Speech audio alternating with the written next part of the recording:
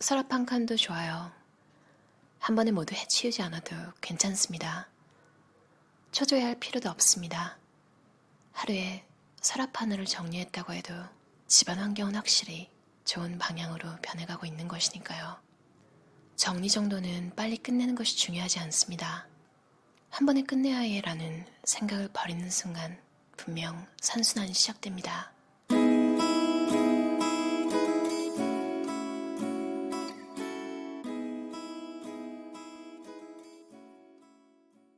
정돈이란 사용한 물건을 원위치에 돌려놓는다는 단순하고 간단한 작업입니다. 예를 들어 서랍 안에 있던 가위를 꺼내서 사용한다. 다 썼으면 가위를 서랍에 되돌려 놓는다. 이 작업을 듣고 귀찮아, 시간이 오래 걸리네 라는 생각이 드나요?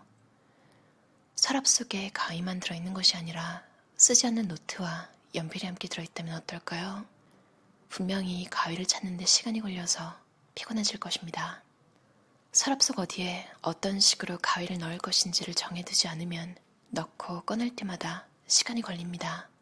알고 보면 정돈과 아주 큰 관계가 있으며 여러분을 고민하게 하는 커다란 원인은 정리나 수납인 경우가 많습니다.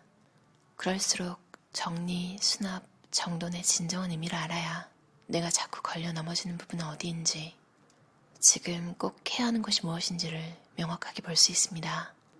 집안을 정돈할 때 가장 중요하면서 시간이 걸리는 작업이 정리입니다. 피라미드의 토대라고 할 수 있는 정리를 확실히 하면 수납, 정돈 작업은 원활하게 진행됩니다.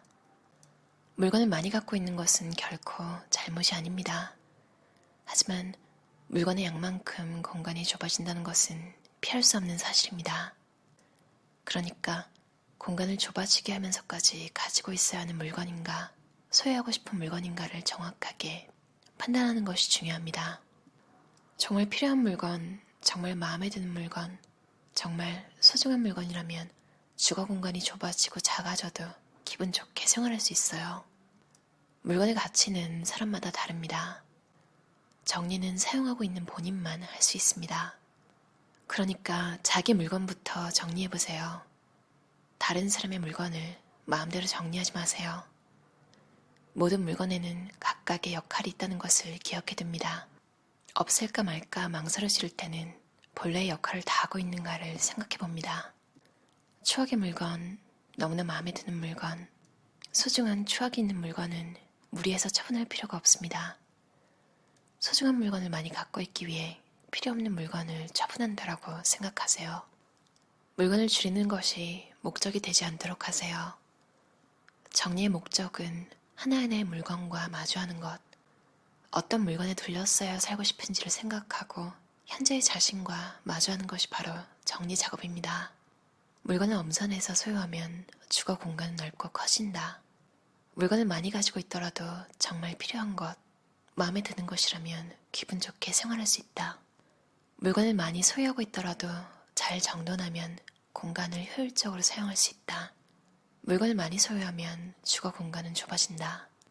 겉보기에 좋은 수납법이 아니라 쓰는 사람이 계속 유지할 수 있는 수납법을 선택하세요. 개인 공간은 사용하는 사람의 마음에 맡기지만 가족 공유 공간은 대화로 결정합니다. 집에 있는 모든 커트러리를 꺼냅니다. 손님용까지 잊지 말고 꺼내세요. 사용할 수 없는 것, 아직 쓸 수 있는 것이라도 사용하지 않는다면 처분하세요. 집안에 있는 식기를 전부 꺼내세요. 벽장이나 서랍 깊은 곳에 넣어둔 것, 선물로 받은 식기까지 다 꺼냅니다. 필요한 것과 불필요한 것으로 나누고 불필요한 것은 처분합니다. 조리도구는 생각보다 잘 사용하지 않는 아이템이 많습니다. 혹시 국자가 서너 개 있지 않나요? 냉장고는 냉기가 잘 순환되도록 꽉 채우지 않는다. 냉장 보관할 필요가 없는 것은 넣지 않는다. 썰지 않은 상온 보관 채소 등 냉기가 나오는 입구를 막지 않는다. 뜨거운 것은 식혀서 넣는다. 문을 제대로 닫는다. 냉장고 문의 개폐를 최소한으로 줄인다. 소비기한, 유통기한 지난 것은 버리고 너무 많이 쟁여놓은 것은 다 사용할 때까지 구입하지 않습니다. 파스타 전용 보관 용기도 있지만 가장 편한 것은 옮겨 담지 않고 포장 그대로 눕혀서 서랍에 넣는 것입니다. 다른 겉면도 함께 넣으세요. 소파 주변 같은 독서 공간에 잡지꽂이를 두면 책이 아무데나 나와 있는 것을 막을 수 있어요. 의류는 양이 많기 때문에 아이템별로 정리 수납해 나갑니다. 상의를 정리하려면 일단 상의를 전부 꺼냅니다. 판단이 힘들다면 실제로 입어보세요. 그 옷을 입고 외출할 마음이 생기지 않는다면 처분 후보입니다. 집에 있는 모든 수건을 꺼냅니다. 어디선가 받은 증정품이나 선물 등을 포함한 전부입니다. 불필요한 것을 판별합니다. 상태가 안 좋은 것, 쓰기 애매한 크기는 처분 후보입니다. 신발도 전부 꺼냅니다. 작아져서 맞지 않는 아이 신발, 뒤꿈치가 닳아버린 가죽 구두 등 신지 않는 것이 많이 있지 않나요? 아무리 비싼 신발이라도 전혀 신지 않는 것은 처분 후보입니다. 화장품이 들어있는 상자나 서랍을 모두 비우세요. 비운 김에 청소까지 싹 마무리. 필요한 것과 필요하지 않은 것으로 나누세요. 화장품은 일단 개봉하면 성분이 변화하기 시작합니다. 오래된 것은 망설이지 말고 처분하세요. 필요 없는 물건을 없앤다는 것은 간단해 보이지만 의외로 어려운 일입니다. 그 이유는 정리 단계에서 좌절하는 사람의 대부분이 나에게 불필요한 것이 무엇인지 모르겠다라고 하기 때문입니다. 그 결과 정리에 시간이 너무 많이 걸리고 작업 효율도 떨어집니다. 정리할 때는 필요 없는 물건이 아니라 필요한 물건, 내가 아주 좋아하는 것, 소중한 것, 매일의 생활에서 빼놓을 수 없는 것을 골라내세요. 불필요한 물건을 찾는 것보다 정말 필요한 물건을 골라낼 때 정리가 훨씬 잘 진행됩니다. 물건을 잘 버리지 못하는 사람도 할 수 있습니다. 저는 물건을 처분하는 것이 아까운 것이 아니라 사용하지 않는 것이 가장 아깝다고 생각합니다. 버리는 것을 어려워하는 분일수록 아깝다의 의미를 잘못 이해하는 경우가 있습니다. 마음속에서 진정으로 아깝다의 의미가 바뀌었을 때 정리는 반드시 진척됩니다. 물건 하나하나와 확실히 마주하고 현재 사용 여부를 기준으로 간직할 것과 처분할 것을 판단하도록 하세요. 지금 쓰고 있는가로 정하면 정리가 심플해집니다. 상품의 역할은 생활을 편리하게 해주는 것인데 소유가 부담이 된다는 것은 본말 전도, 물건이 본연의 역할을 다하지 못하는 것입니다. 이런 물건은 가끔 사용하더라도 과감히 처분하는 것이 당신의 생활을 쾌적하게 만들어주지 않을까요? 지금 자신이 잘 쓰고 있는 물건이라면 판단할 때 망설이지 않을 것입니다. 편한 수납이 베스트 수납인 경우의 포인트. 여유가 있다. 물건을 좌우로 움직일 수 있을 만한 손이 싹 들어갈 정도의 여유 있는 수납이 되도록 신경 쓰세요. 너무 복잡하지 않다. 서랍을 열고 그 안에 상자를 꺼낸 다음 그 상자의 뚜껑을 열어야 필요한 물건을 꺼낼 수 있다면 시간이 너무 걸립니다. 특히 사용하는 사람이 아이나 연세가 있는 분이라면 수납이 복잡해지지 않도록 주의합니다. 공간에 맞는다. 서랍을 놓을 장소에 서랍을 끝까지 열 만한 여유가 없다. 이래서는 수납을 100% 활용하는 것이 아닙니다. 사용하는 장소의 공간을 고려해서 수납을 생각하세요. 몸에 부담을 주지 않는다. 발돋움을 해야만 손이 닿는다.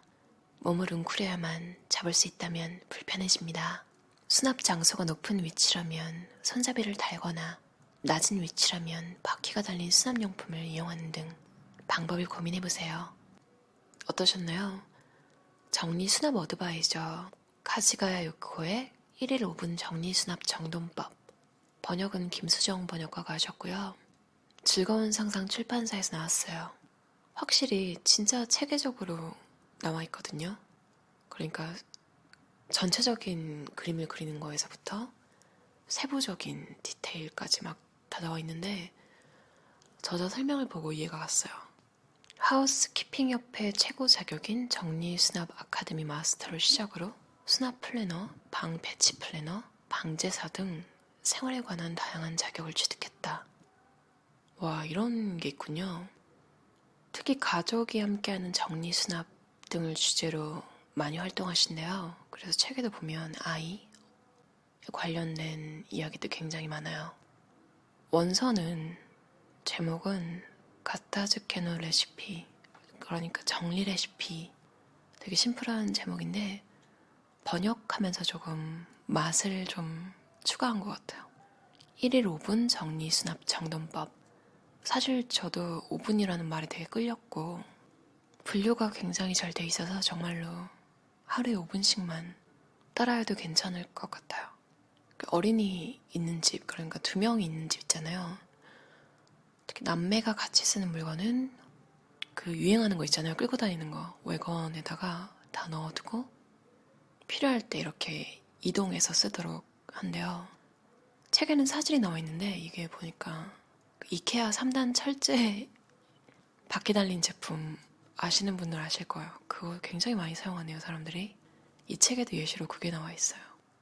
저는 뭔가 굴곡이 져 있거나 틈새가 많고 뭔가 분리가 많이 되는 걸 별로 안 좋아해요. 그래서 큼직하게 그냥 하나만 딱 있는 걸 좋아해서 이 제품에는 관심이 없는데 확실히 뭐랄까요, 자잘자잘한 소품이 많으신 분들한테는 굉장히 좋은 제품 같아요. 아이들의 경우도 좋겠죠. 뭐 색연필이나 뭐 이런 게 굉장히 많으니까.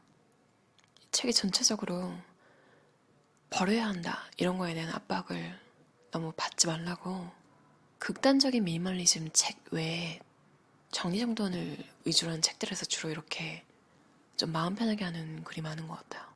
물건이 진짜 아무리 많아도 정말 스스로 자주 쓰고 다 필요한 거면 그것도 미니멀리즘이 맞다고 본인이 정의한다면, 왜냐면 불필요한 물건이 하나도 없는 거잖아요. 미니멀리즘 시작하고 뭔가 자신감이 넘쳐가지고 그 초반에 그 황홀감에 휩싸였다고 해야 되나요? 미니멀리즘 처음 시작하고 결과를 이렇게 확인했을 때 좀 그런 경향이 있을 수 있는 것 같아요. 물건 개수로 생각을 하는 거죠. 왜 저 사람은 왜 저렇게 불필요한 물건이 많지? 막 이렇게 생각이 되기도 하고, 그런 시기가 지나고 나면 너는 너, 나는 나 이게 좀 되는 것 같아요. 저 사람은 저 사람의 삶이 있고 나는 이게 그냥 좋아서 하는 거. 근데 또 그런 것 같아요.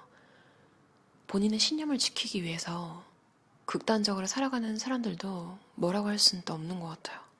더 폴리티션이라는 드라마 보면 그 주인공 중에 한 명이 제로 웨이스트에 꽂히거든요.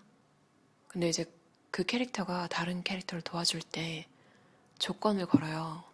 제로 웨이스트를 실천해야 되는, 찬물로 샤워하고 그 물을 정화해서 그걸 또 먹고 뭐 그런 걸 요구하는데, 그게 너무하다 이런 생각이 들지 않고 저런 사람이 있기 때문에 세상이 조금 발전하는 거구나 이런 생각이 들었어요. 그 사람이 저랑 친구하기 싫다고 하면 제가 극단적으로 다 실천하고 있지 않기 때문에 어쩔 수 없을 것 같아요. 그 사람을 미워하지 않을 것 같아요. 그런 신념이라면 제가 못 따라가고 있는 거니까.